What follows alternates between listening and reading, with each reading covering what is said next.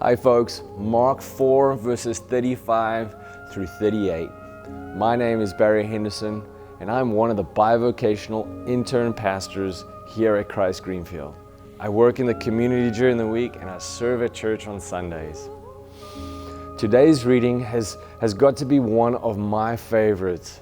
It is one that I relate to the most. I love boats and I love the ocean and I find calmness even in its craziness.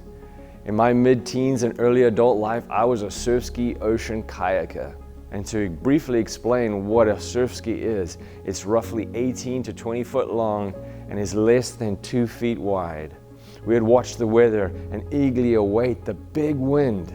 The sea swell would pick up and we would bash through the shore break, sometimes looking at what seemed like a wall of water 2 stories high, and we would punch through, head out to sea, and once out at sea, where land was hardly visible, we would turn and head downwind on massive sea swell.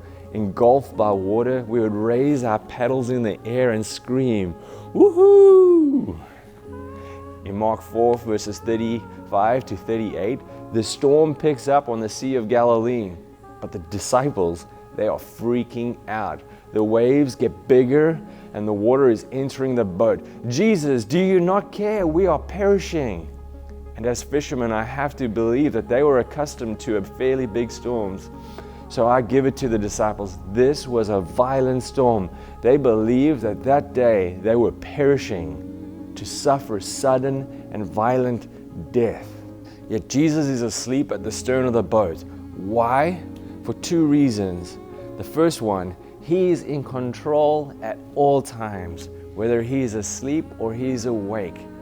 And secondly, He wants the disciples, you and me, to have complete faith in Him and trust in Him for our protection.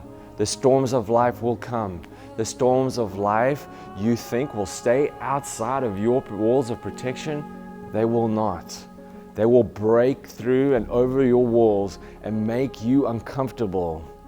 We may fear that we will perish and suffer sudden death. Know that Jesus is in control, so hang on tight. Tomorrow we will see how Jesus brings us safe passage to shore. Have a great day, friends, and again, hold on tight.